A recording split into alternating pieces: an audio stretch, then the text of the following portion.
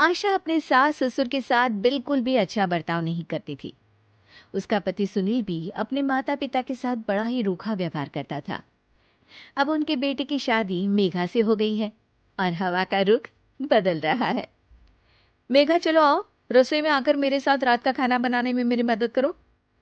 Mummy जी, मैं अभी serial देख रही हूँ। अभी तो शाम होने में भी टाइम है। मैं थोड़ी देर में आती हूँ। बहू, तुम्हें सुनाई नहीं दिया मैंने क्या कहा? मम्मी जी, शायद आपको सुनाई नहीं दिया जो मैंने कहा। आशा रसोई में जाकर सारा खाना खुद बनाती है और मेघा अपनी दादी सास ससुर के साथ बैठकर बातें कर रही होती है। आशा को बहुत गुस्सा आता है। आशा मेघा के पास जाती है और उसे बुरा भला कहने लगती है। कैसी बहू हो तुम? सास खाना बना रही है और तुम यहाँ गप्पे मार रही हो। सासू माँ और ससुर जी को तो कोई काम नहीं होता, वो तो फ्री है, पर तुम्हें तो कल है ना। ये सुनकर मेघा भी आशा से बहस करने लगती है। मम्मी जी, ये आपकी सास ससुर हैं, आप इनसे इज्जत से बात कीजिए। और हाँ, प्यार से बोलेंगी तो कुछ भी कर लूंगी, पर ऐसे रौब झाड़ेंगी ना तो भूल जाइए कि कोई काम करने वाली हूं मैं। क्या? तुम्हारी इतनी हिम्मत?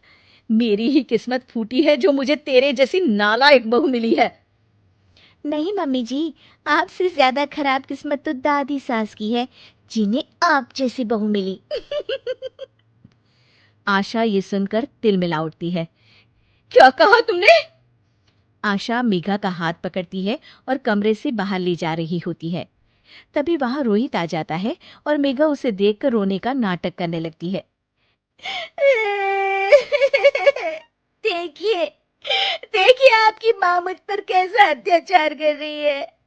मैंने इनसे कहा कि सासू माँ, मैं खाना बना देती हूँ, बस थोड़ा टाइम लगेगा। तो मेरा हाथ पकड़कर कैसे मुझे घसीट कर लेकर जा रही है। अरे बेटा, ये झूठ बोल रही है। बस करो माँ, मेघा कभी झूठ नहीं बोलती और मैंने अपनी आंखों से देखा है कि कैसे आप उसका हाथ पकड़कर उस पर अत्याचार कर रही हो।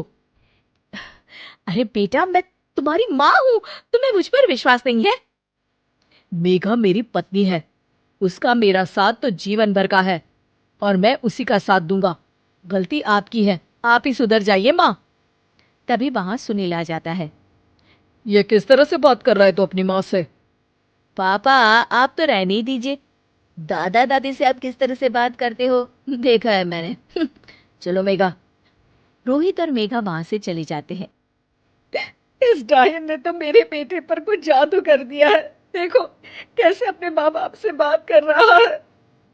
एक दिन रोहित सुनील के पास आता है और कहता है, पापा, पिछले महीने आपने जो ये अपने कमरे के लिए नया एसी लिया, मुझे बताया क्यों नहीं?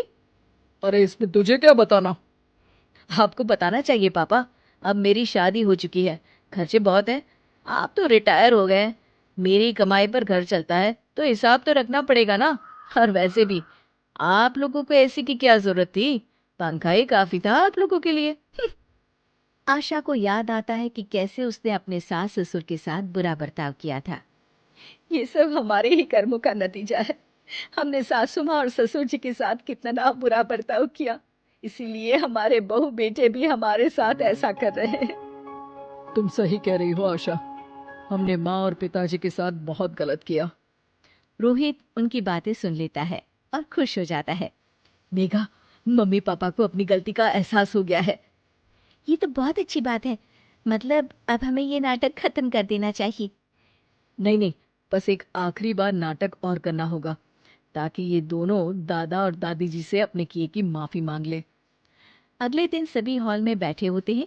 तभी रोहित और मेघा वहां आते हैं। मम्मी, मैं सोच रहा था, मतलब मैं और मेघा सोच रहे हैं कि। मम्मी जी, ये कहते हुए जरा शर्मा रहे हैं, मैं ही बता देती हूँ। हम सोच रहे थे कि आप दोनों को वृद्धाश्रम भेज दें। आशा और सुनील ये सुनकर दंग रह जाते हैं। तभी उनकी दादी सास बोलती है, ये कैसी बातें कर रहा है रोहित अपने माँ बाप से, कि अपने माँ बाप को कोई वृद्धाश्रम भेजता है। क्यों दादी, आपको भी तो ये लोग वृद्धाश्रम भेजने की धमकी देते रहते थे, तो आज इन्हें खुद ही चले जाना चाहिए। ये सुनकर सुनील और आशा शर्मिंदा हो जाते हैं। तू सही कह रहा है बेटा, हमने अपने माँ बाप का ख्याल नहीं रखा। हाँ, हमें कोई हक नहीं है यहाँ रहने का। चले जाते हैं हम। हमें माफ कर दीजिएगा सासू माँ और ससुर जी। हमने आप लोगों के साथ बहुत गलत व्यवहार किया। हाँ माँ जी, पिताजी, हमें माफ कर दीजिएगा। ये देखकर रोहित और मेघा खुश हो जाते हैं। आप लोग कहीं नहीं जाएंगे। आप लोगों को वृद्धाश्रम भेजने का मैं सोच भी नहीं सकता। ये तो मैं और मेघा नाटक कर रहे थे ताकि आप लोगों को अपनी गलती का एहसास हो। आशा और सुनील को अपनी गलती का एहसास होता है और वो सब एक खुशहाल परिवार की तरह रहने लगते हैं।